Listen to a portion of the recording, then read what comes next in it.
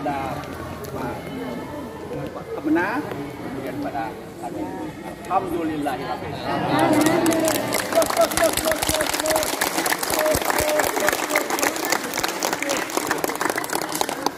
Oh, dekat ke Papa yang silakan.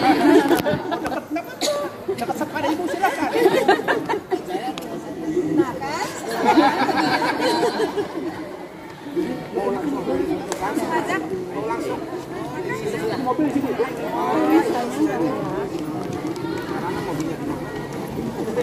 Bismillahirrahmanirrahim.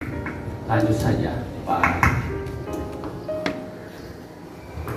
dari Kasih dan Ayudan Provinsi ini praktek saja. Ada pedagang buku yang bikin mumet pikiran terus saja tidak nyaman Pak Kasih. Mungkin ini perlu diambil langkah baik bagi para bisnis buku tentunya. Kita sudah kerjasama dengan pihak Erlangga, Bekasi dan Bekasi. Pekan lalu sudah menawarkan mungkin buku kurikulum merdeka atau gimana? Seolah-olah memaksakan, seolah-olah menekan kita seolah-olah. Tapi kita tidak terpengaruh itu. Kita ambil sikap. Kita ambil sikap. Tidak boleh gegabah. Maka ini kesempatan yang ada. Tapi Pelabuhan Dasar minta saran. Secara praktis, apakah kami harus bisa terima tawaran buku kurikulum merdeka sementara kami belum memiliki satu pegang apapun? Terus terang saja, kami belum memiliki apapun. Standar apa yang harus kami lakukan dalam kurikulum merdeka ini? Belum. Terus terang saja. Kalau buat info-info banyaklah kita terima. Namun praktisnya bagaimana? Agar kami ini guru-guru yang ada di sini bisa mempraktikkan itu semua. Barangkali apa yang disampaikan Ibu dari provinsi itu kami pahami, mengerti bagaimana. Tapi kami perlu sampel, perlu contoh-contoh. Kalau yang itu sebuah modul, perlu itu kami. Kalau memang itu perlu satu peraturan yang bisa kami pegang, bisa jadi itu kami. Jadi kami tidak mau melakukan sembarangan, betul.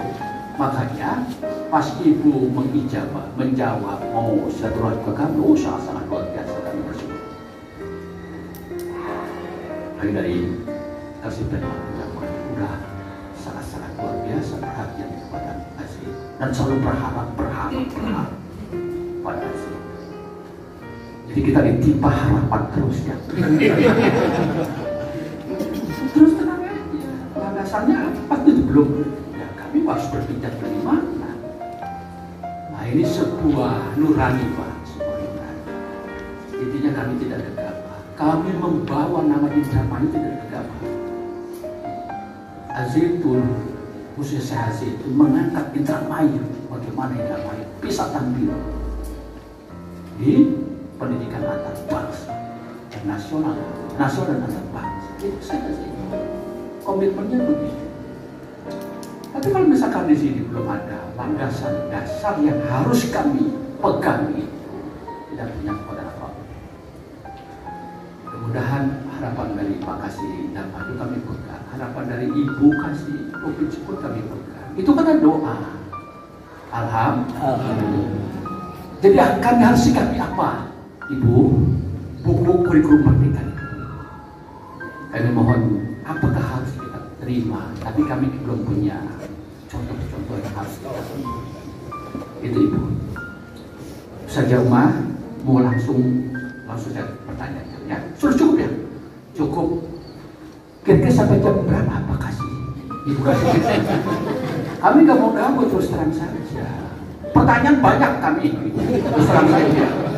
Maka siap-siap saja kami beruntung. Jam berapa Ibu sampai? Apakah pukul 1 sudah selesai atau pukul berapa sudah selesai? Gimana? Oh, pukul 1 selesai. Wah, ini Pak pengawas kita kan cuma seberapa jam ya. Ya sudah, tapi kami berharap begini saja kepada Jawas, tim implementasi kurikulum Indramayu, kalau kami undang kami mohon kesediaan. Itu ya Pak ya, dijelaskan oleh Ibu Kasih. Nah, ya, ya itu saja. Kami terima kasih dan harus dijawab dulu ya tadi. belum ada kata-kata terima kasih ya. Nah, dipersilakan Ibu atau Pak. Terkait buku Pak ya, Bapak dan Ibu, bahwa ya kita tahu bahwa sumber belajar sekarang ini kan banyak sekali. Kalau dulu kan satu-satunya sumber belajar adalah Bapak dan Ibu guru. Jadi anak didik mau diapakan itu Bapak dan Ibu guru lebih unggul 1 hari, 1 malam. Jadi dia belajar dulu, kemudian besoknya disampaikan. Kalau saat ini tidak lagi seperti itu, karena berkembangnya teknologi. Ketika mereka sudah paham materi yang harus mereka terima selama 1 semester, mereka bisa browsing, karena tidak hanya buku tapi juga media sosial yang begitu banyak terkait itu.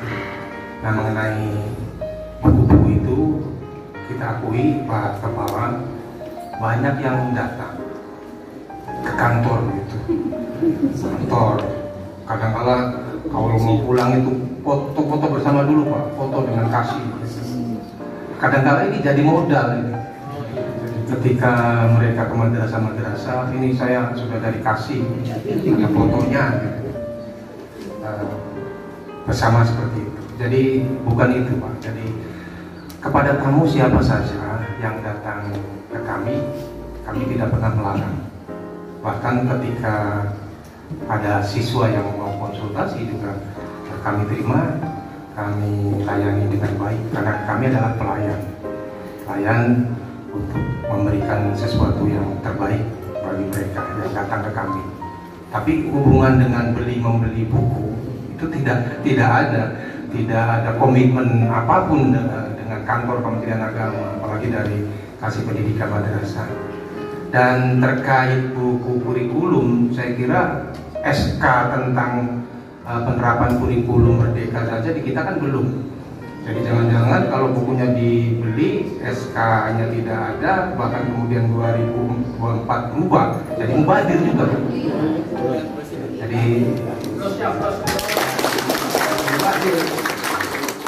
saya kira tidak perlu untuk beli buku yang tadi ditawarkan untuk kurikulum Merdeka tahun sekarang ini. Jadi itu Pak Kepala, saya kira terkait buku harus hati-hati. Bahkan di Erlangga juga menawarkan buku digital, perpustakaan digital, dan harus hati-hati karena tidak saja di Al Zaitun, baik MINS Aliyah, di mana pun juga Pak, di RA, di selain sini sudah saya sampaikan bahwa hal itu harus hati-hati kalau mengatasnamakan kasih atau pendidikan madrasah kantor Kementerian Agama. Ada bahasa itu Pak. Iya.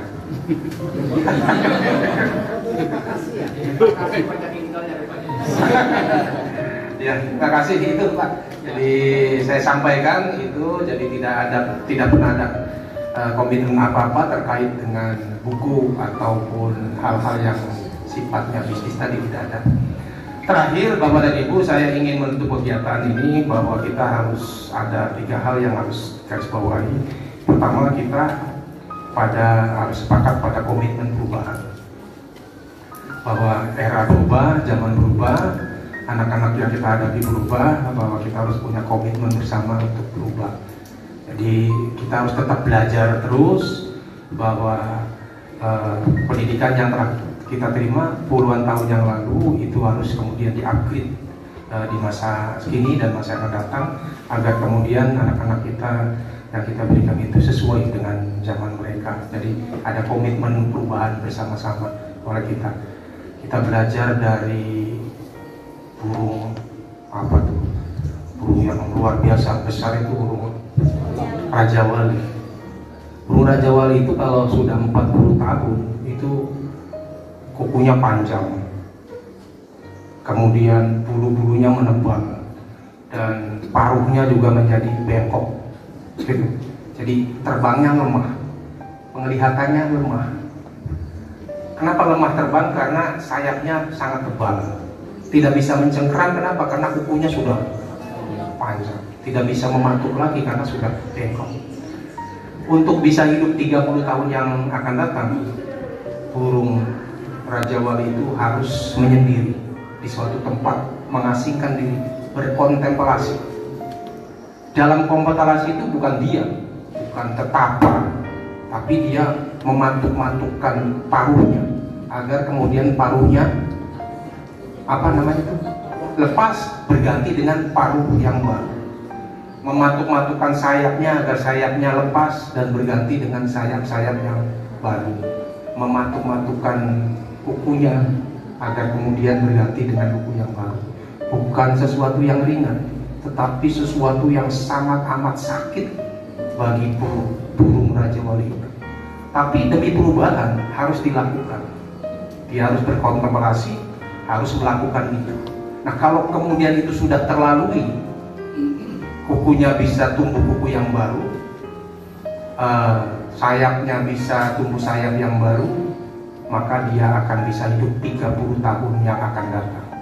Dia bisa lagi mencengkram mangsanya. Dia bisa melihat dari kejauhan, matanya ada mangsa di sana.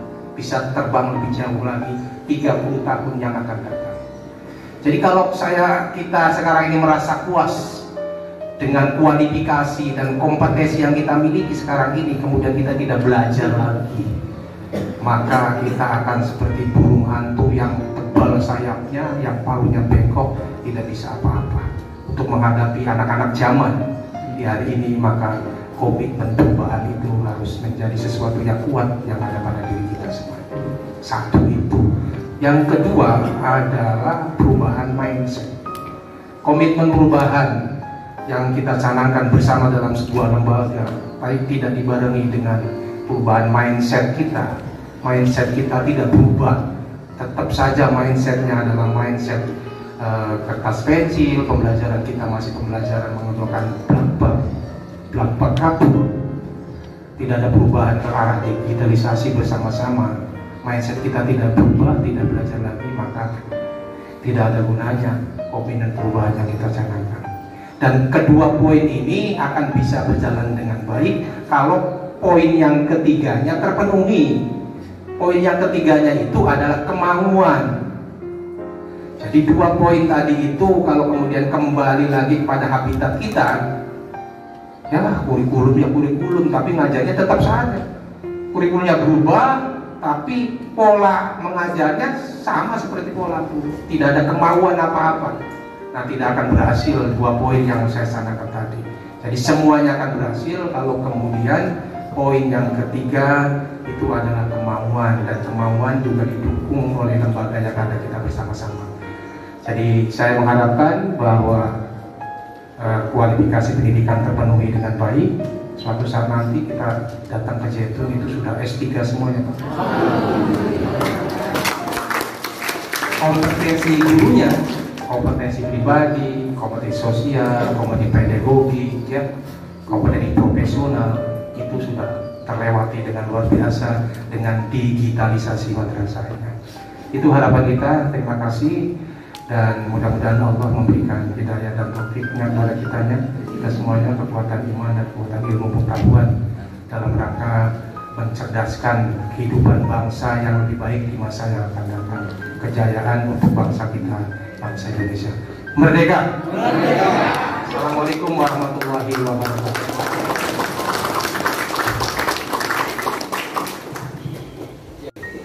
Forum diskusi, tanya jawab, dan arahan yang akan dipandu langsung oleh Ibu Hajah Evi Sofiawati, SHEPD, dan Bapak Dr. Andes Haji Zainal Arifin, MA.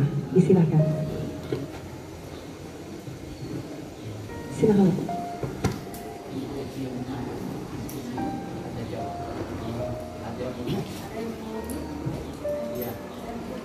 Saya Karena mungkin bertanya juga pas ada bertanya kebijakan ya pasti gitu kan. Sebagai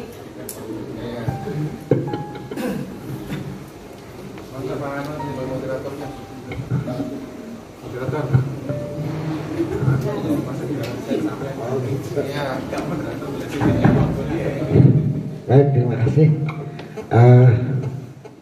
Dimulai dengan Assalamualaikum warahmatullahi wabarakatuh. Merdeka. Masih semangat ya Bapak Ibu? Masih, alhamdulillah. Apalagi kedatangan dari Jawa Barat ini yang punya kurikulum di bidang Penmat. Bapak kenal dan saya hormati Bapak Haji Sadila, Ketua Pokjawas, dan Bapak Kepala Madrasah yang luar biasa, dan guru-guru juga yang tidak biasa di luar karena sering di dalam untuk meningkatkan mutu madrasah. Kiranya kita dapat menyimak gambaran tentang kurikulum Merdeka. Tentu masih ada beberapa pertanyaan karena saya juga berdosa tidak Bu, tetapi kapan kita gongnya ini saya menunggu sebetulnya. Walaupun teman-teman di Pokjawas ya, di MI Sanaria sudah memulai sosialisasi itu. Tapi ketika di Alia saya menunggu karena Alia itu di antara rekan-rekan pengawas belum memulai untuk sosialisasi IKN. Jadi kalau hari ini saya diberikan katakanlah sebuah fatwa atau sebuah perintah ya sami'na wa ata'na, dan teman-teman juga di Azza itu sudah menunggu dari dulu, teman. Nanti kita nunggu kapan harus kita mulai. Tentu hari ini kita berbahagia dan dapat sesuatu yang bermanfaat, walaupun di waktu yang bukan tidak tepat tapi sangat singkat ya. Oleh karenanya apa yang disampaikan tadi mungkin sudah ada tergambar. Kalau kita masuk ke sebuah ruangan, ke pintu, kita sudah buka pintu nih, sudah masuk satu langkah. Apa itu kurikulum Merdeka? Nah selanjutnya dari depan pintu itu kita adakah yang perlu ditanyakan atau digambarkan yang selama ini tadi ada isu dan lain sebagainya? Apakah Bapak Ibu memiliki sesuatu yang akan dipertanyakan? Maka kesempatan yang berbahagia ini maka nanti kita berikan kesempatan kepada Bapak Ibu sekalian. Namun ujungnya nanti kita akan bersama-sama menggarap tentang sosialisasi atau pelaksanaan IKN ini pada waktu yang tepat. Nah hari ini apa yang disampaikan tadi barangkali ada pertanyaan kami persilahkan, dan silahkan nanti difokuskan kepada saya, mungkin Ketua Pokjawas, Pak Kasih, dan Ibu dari bidang Penmat. Silakan Bapak Ibu, atau dari luar sana sudah punya gambaran ya, atau Bu, silakan. Bismillahirrahmanirrahim. Assalamualaikum, Merdeka.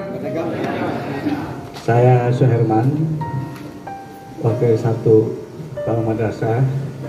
Pada seluruh kasih kurikulum dan jajaran kasih Penmat beserta jajaran, dari paparan yang disampaikan oleh kasih kurikulum tadi, ada jam pada saat kurikulum Merdeka itu yang tidak seperti jam yang kurikulum 13. Matematik misalnya harusnya 4 menjadi 3. Tadi kita alhamdulillah sudah mendapatkan pencerahan. Jangan khawatir jam tatap muka kita berkurang. Masukkan saja ke simpatika tetap 4 jam. Nah, ini jadi pegangan kita dan bisa kita tutupi dengan proyek dan lain-lain. Yang kami ingin tanyakan kepada Bapak Kasih Kurikulum Provinsi, Ibu Kasih Kurikulum Provinsi maupun Kasih Penmat, adakah reng-reng jam setiap atau struktur kurikulum itu dalam kurikulum Merdeka yang kami perlu ketahui. Yang kedua, benar kurikulum dari dulu tidak pernah berubah. Tujuan instruksional umum, tujuan instruksional khusus, kemudian berganti apa namanya, satpel, kompetensi dasar, kompetensi inti, IPKD, indikator pencapaian kompetensi dasar. Kami dari Al-Zaitun memang sudah memperhatikan itu, baik dari dokumen satunya, dokumen 2 maupun dokumen 3 yang dibimbing oleh pengawas Bapak Haji Lutfi. Mudah-mudahan ini kita bisa beradaptasi, bersinkronisasi dengan kurikulum Merdeka. Demikian pernyataan dari saya. Assalamualaikum Merdeka. Langsung aja ya ke Ibu Pak Fazinaldo. Pertanyaan satu tadi.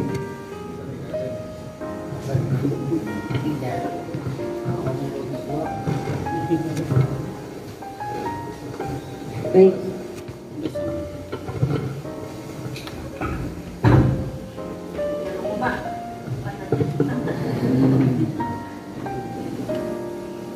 Ini Bapak Ibu ya, sekalian tadi menjawab pertanyaan.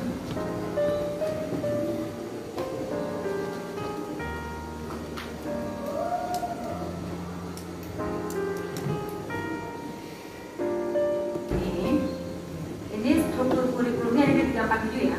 Baik dulu ya, ada di 347 Merdeka.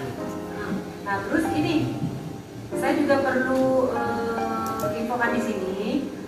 Ini ada buku panduan kita itu ya, ada buku panduan di KF Pademas itu ada di sikurma.go.id kecil semua. Gitu ya. Ada sikurma.go.id. Bapak Ibu, ini terutama kurikulum ini wajib mendownload dan wajib punya. Bukan cuma mendownload, bukan cuma punya ya, tapi di print Pak. Di print, dijilid ya. Nah, dibaca juga. Nah. Nah, biasanya kan Bapak Ibu kalau oh iyalah udah ada di HP, udah tenang ya. Karena dibaca aja enggak, karena nggak tahu di HP baru hilang aja ya. Nah, ini di Sikurma ini ada panduan IKM pada madrasah.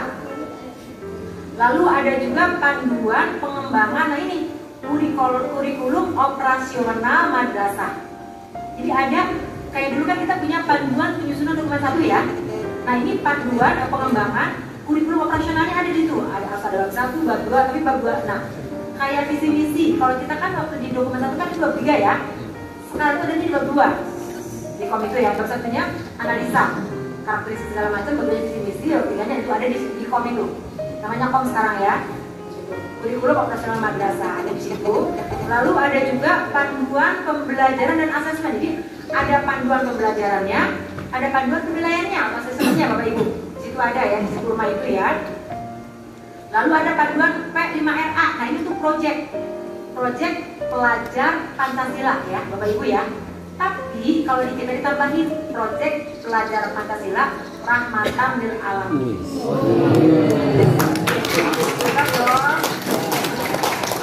Keren Pak, keren. Dan kita minimal 3-4 project kalau di madrasah. Di MA ya, di MA. Tapi kita bisa misalnya kita kelas 1, 2, 3 project 1 4, 5, 6 misalnya ya, yang lainnya ya project 2, nah sampai kan jadi kalau lain kan ada 12-an ya projectnya ya, sampai akhirnya ke cover semua nggak masalah juga gitu ya, supaya nanti gini, karena kalau cuma hanya satu sama aja nanti kesulitan adalah pembagian gurunya gitu ya. Tapi kalau temanya banyak kan jadi nanti banyak guru yang bisa dilibatkan itu gitu ya Pak ya. Nah itu nanti teknis langsung pengawas lah itu Pak ya. Gitu. Terus lalu ada panduan pembelajaran pada era ilmiah. Dan satu lagi nih yang penting nih, ada contoh TP, ATP dan modul ajar PAI dan bahasa Arabnya. Alhamdulillah, kan kompas sih kita mager ya. Dikasih contoh kita kira bukan contoh ya. Aduh, untung PAI bahasa Arab, jadi kan yang umumnya bikin sendiri ya. Oh gampang gitu mah katanya di internet banyak di Google. Bangga dan kita masuk acara Tuhan ya. Nah ini. Jadi nanti gimana dari CP itu ya, nanti ke PP gimana, ke APP gimana, ke modul ajar gimana, itu ada contohnya. Contoh loh ya. Contoh loh. Gimana contek lagi ya. Contoh apa contekan katanya. Nah ini ada semua. Ini ada semua di Sikurma, Bapak Ibu ya. Ada semua di Sikurma. Ini lebih mudah anak. Ini mungkin yang bukan yang baru ya. Sebetulnya nggak baru karena kan kita dari dulu ada di istilah itu ada pendika selalu ada ya pendika ya. Cuma sekarang dipisahkan Bapak Ibu. Itu aja. Jadi penyesuaian aja. Sekali lagi karena kan sekarang yang kita didik ini kan agen-agen milenial ya. Dulunya setengah milenial apa masih kolonial asli. Itu ya Pak Haji, Bang Intan yang nanya. Siap ya. Itu terima kasih.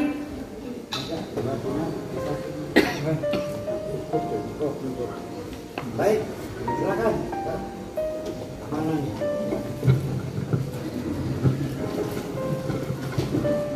Bismillahirrahmanirrahim. Saya Sarjiman, Guru Bahasa Indonesia Mahat Al-Zaitun, MA Mahat Al-Zaitun. Setelah mendengarkan paparan dari Ibu Kasih Kuret tadi yang berkaitan yang pertama dengan sistem blok yang tadi dipaparkan itu terintegrasi, misalkan antara bahasa Inggris, bahasa Indonesia, IPA, bahasa Arab pun bisa. Nah ini nanti akan seperti apa implementasi dalam KPM, itu yang pertama. Kemudian yang kedua, untuk Kurdeka ini istilahnya bukan pengganti atau bukan hal yang baru, tapi sebagai penyempurnaan ya, kurikulum 2013. Akan tetapi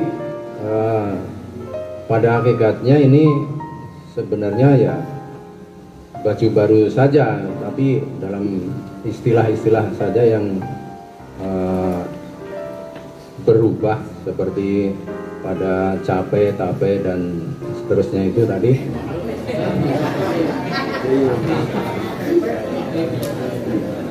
Nah, ini nanti kemungkinan juga istilahnya tidak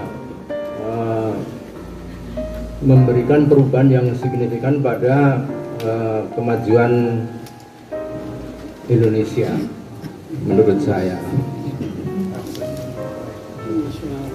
Nah, kalau yang saya bayangkan itu kurikulum Merdeka di sini tuh kurikulum yang bisa menjawab tantangan zaman sekarang tentunya ya. Zaman sekarang itu sudah teknologi begitu canggihnya, teknologi pertanian canggihnya seperti itu, teknologi informasi canggihnya seperti itu. Nah, semua itu kita itu sebagai negara yang pemakai gitu ya, untuk produk-produk Indonesia itu memang masih minim. Nah, bagaimana untuk menciptakan kurikulum yang bisa menjawab tantangan zaman yang seperti itu? Mengapa hanya berbaju baru dan seterusnya? Tapi bagaimana untuk mencapai teknologi di bidang teknologi informasi yang sudah seperti luar biasa, yang jauh bisa dekat, yang dekat bisa jauh, seperti ini. Kemudian berbagai teknologi, pembangunan berbagai teknologi, segala teknologi sudah sekian, kita menyaksikan begitu tertinggalnya Indonesia ini. Nah, mengapa kita tidak bangkit menuju pada teknologi yang sekarang ini untuk menjawab tantangan zaman? Nah, terima kasih.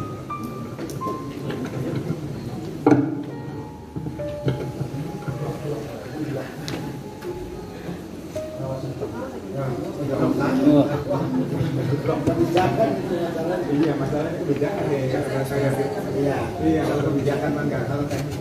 Ya.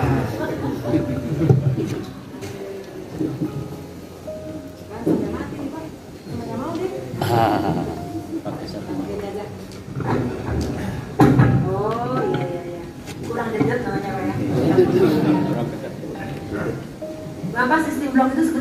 sekarang loh di 183 188 ada gitu loh.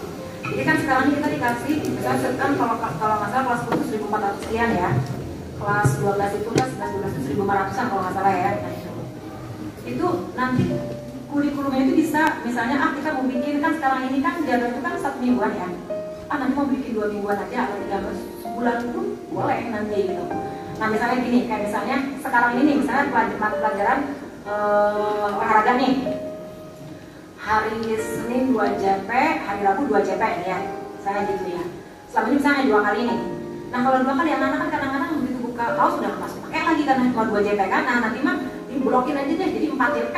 Jadi seminggu kalau misalnya mau 2 mingguan jadi 8 JP nih, 2 mingguan ya. Nah jadi misalnya di hari Rabu tuh hari olahraga 8 JP udah diblokin tuh. Hari olahraga besar. Jadi itu loh, itu maksudnya ya Pak ya. Itu enak. Jadi serajam tidak berkurang, tidak bertambah dan tidak juga menzolimi yang lainnya gitu loh. Itu maksud sistem blocking itu terutama untuk MA yang keterampilan atau misalnya yang tadi misalnya kita punya proyek camp olimpiade ya, kayak misalnya Maret atau misalnya KSM berarti nanti hari ini misalnya hari apa nih misalnya KSM misalnya apa aja nih mapelnya yang mendekati gitu, kayak tadi kan terintegrasi misalnya mapelnya biologi, bahasa Arab, bikin, satuin seperti itu, jadi kita blok gitu loh. Tapi bukan berarti lantas nanti jadi nambah jam udah gitu loh. Makanya nanti kurikulumnya kita analisa, kita petakan dulu nih seperti apa, mau dibikin seperti apa sih yang kita dikasih 1000 sekian jam itu strukturnya itu. Tapi kalau dihitung nanti per minggunya tetap 51 gitu loh. Jadi yang dikasih 1000 sekian itu belum ada penambahan, jadi blok ini belum ada, bloknya belum ada Pak. Itu masih standar, masih kayak kita kemarin dikasih 51 itu loh. Kan belum include blok, belum include penambahan. Nah kita boleh nambah. Nah di sini juga sekarang di mereka kita boleh nambah lagi. Apa ya? Paham ya Pak ya? Nah kalau misalnya, loh kenapa? Kita kan menuju ke sana Pak, kita menuju ke sana. Ya, dan mudah-mudahan kurikulum ini makanya kita juga tadi jangan kuper Pak. Makanya kita jangan kuper ya. Apalagi sekarang Bapak kan masih berpikir kita udah ke madrasah digital ya. Cuma kita nih ready nggak untuk madrasah digital gitu loh. Gitu ya Pak ya. Itu barangkali. Sekarang ada yang mau tambahkan?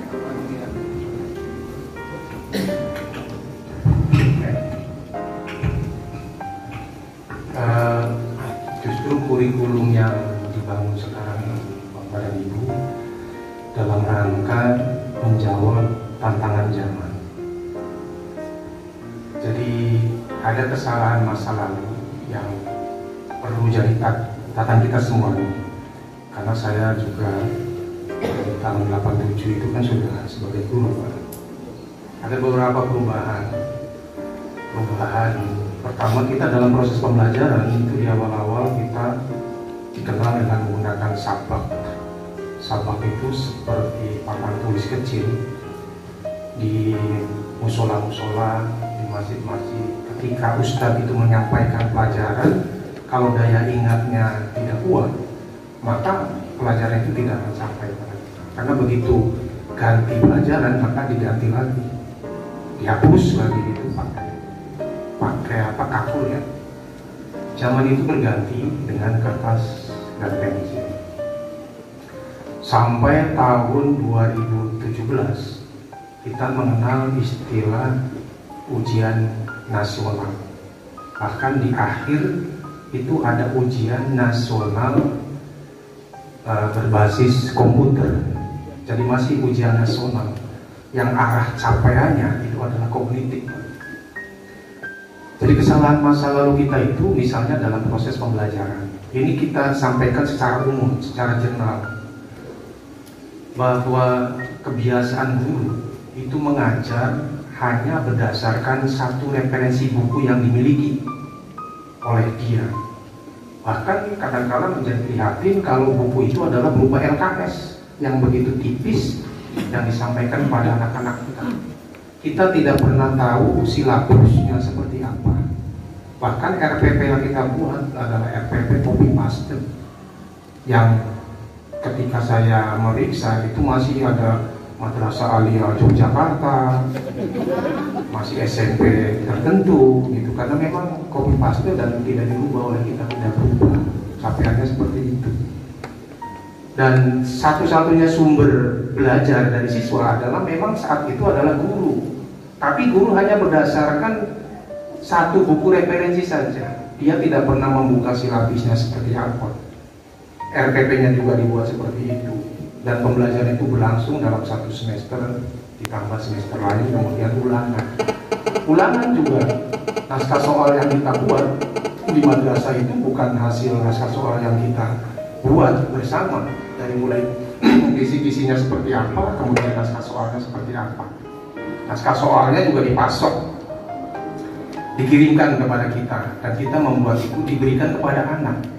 Sudah mengajarnya hanya berdasarkan satu referensi, ulangannya juga adalah naskah soal yang bukan dibuat oleh kita, satuan pendidikan, dan hasilnya itu justru guru itu memberikan lagi pada siswa. Siswa, sini tolong ini dikoreksi, kemudian siswanya diberi lembar jawaban, diberi kunci jawabannya, kemudian diberi obat nyamuknya untuk bolong-bolong sih, kemudian oleh anak itu dinilai, nilainya hasilnya 2, 3, 4, kemudian di semesteran di rapor dirubah oleh guru menjadi 8, 9, kalau bisa masuk 10, tapi karena khawatir jadi sampai 89. Orang tua yang menerima rapor itu menjadi bahagia. Bahkan ulangan nasional juga dikerjakan oleh guru-gurunya, dikerjakan oleh kepala madrasahnya. Kepala madrasahnya nginep di sekolah itu untuk mengerjakan ujian nasional. Itu sifatnya kognitif, Pak. Itu disadari betul ada sesuatu yang salah. Bahwa kebanggaan kita terhadap ranking 1, ranking 2 dengan nilai 89 itu ternyata semu. Bertahun-tahun itu dikerjakan. Maka rubahlah dari ujian nasional itu di tahun 2019 itu memasuki era baru dengan beralih dari kognitif kepada capaian psikomotor dan afektif. Itu arahnya ke sana. Arahnya ke sana. Maka rubahlah bahwa ujian nasional ini tidak lagi memberikan harapan. Bagaimana kalau kita mengajarkan tentang pendidikan agama Islam, pendidikan agama Islam itu tidak bisa diajarkan. Pendidikan agama Islam baru bisa sampai kepada anak, internalisasinya masuk ke dalam diri anak itu kalau diberikan melalui kebiasaan-kebiasaan. Nah, inilah capaiannya. Jadi berarti arahnya kepada karakter, arahnya kepada afektif, arahnya kepada skill. Maka bergantilah dari ujian nasional berbasis kertas pensil dan berbasis komputer kepada ANBK, Asesmen Nasional. Sekarang ini AN, yaitu kalau di dinasnya ada AKM, kalau di kita ada AKMI itu mulai di MI di tahun kemarin, di 2 tahun yang lalu, tahun kemarin selesai. Di tahun sekarang ini baru piloting di MA dengan di MTS 2 MA dan 2 MTS. Itu capaiannya adalah afektif dan psikomotor. Jadi tidak lagi pada kognitif. Jadi Bapak dan Ibu, bahwa ada perubahan besar beralih dari kognitif kepada capaian-capaian yang sifatnya afektif dan psikomotor. Lari dari C1, C2, C3, C4 kepada C5, C6, C7, C8. Arahnya kepada literasi, 4 literasi: literasi numerasi, literasi membaca, literasi sains, dan literasi sosial budaya. Maka naskah soal yang dibuat itu dikembalikan pada satuan pendidikan masing-masing untuk mengarah kepada 4 literasi. Tujuannya tidak lagi pada kognitif, tapi paling tidak ada 2 hal yang harus dicapai dalam rangka menjawab tantangan zaman ya. Pertama adalah bekali anak untuk mampu memecahkan masalahnya sendiri. Yang kedua, bekali anak dengan mampu mencipta. Jadi bukan nilai-nilai yang harus kemudian dikedepankan pada anak didik kita, tapi beri anak dengan 2 hal. Mereka mampu memecahkan masalahnya sendiri di masa yang akan datang. Yang kedua, mereka mampu mencipta. Kalau ini sudah ada pada diri anak, mereka diterbangkan kemana saja, mereka akan bisa hidup pada zamannya. Arahnya seperti itu. Arah kertas dan pensilnya berubah menjadi kepada arah digitalisasi. Maka saya melihat dalam ulangan kemarin itu, saya sudah mencoba untuk melihat Ada beberapa madrasah yang sudah menggunakan digital. Jadi ulangannya pakai Android, pakai HP, anak-anak pakai HP. Ada yang memang masih menggunakan kertas dan pensil. Saya ambil soal-soal itu untuk saya pelajari. Beberapa madrasah yang menggunakan kertas pensil dan beberapa madrasah yang menggunakan Android. Sudah beralih lah, sistemnya sudah beralih. Tetapi lagi-lagi substansinya masih pada C1, C2, C3, masih pada persoalan yang berputar pada apa, di mana, siapa, sebutkan. Soalnya masih soal-soal itu.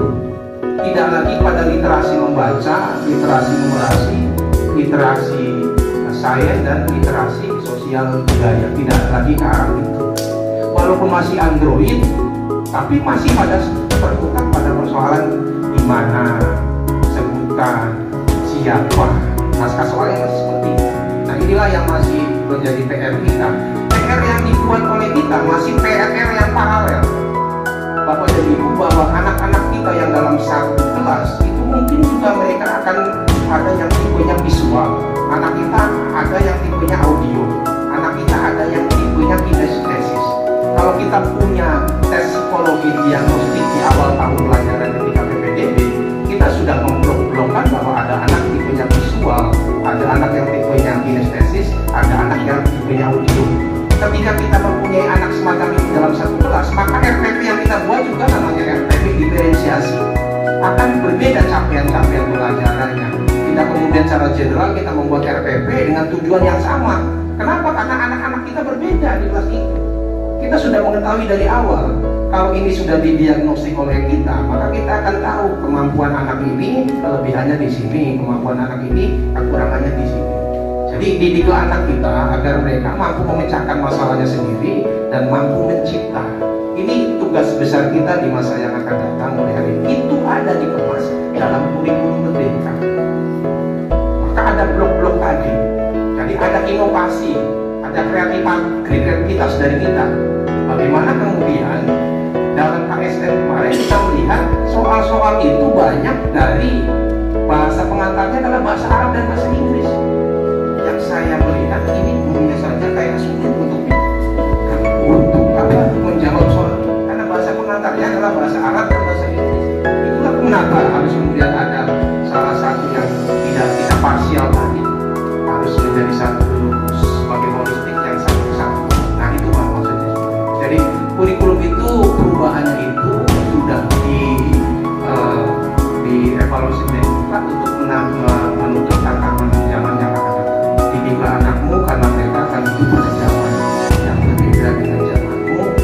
Dan programnya adalah program profesi atau profesian dan pelatihan. Jadi itu jadi itu Pak jawabannya. Jadi insya Allah akan hari ini Bapak dan Ibu mohon maaf, sungguh banyak yang ingin saya sampaikan kepada Bapak dan Ibu semuanya, dan saya sangat berbahagia sekali bisa bertemu dalam silaturahmi, berkomunikasi bersama luar biasa.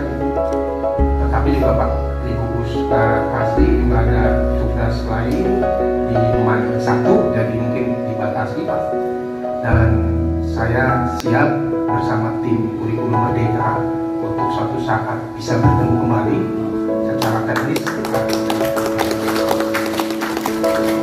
Terima kasih karena harapan saya sangat besar terhadap MA Al-Zaitun itu, bahwa moto Madrasah Mandiri Berprestasi di Indramayu lahir dari lembaga-lembaga yang ada di Mahal Al-Zaitun. Terima kasih.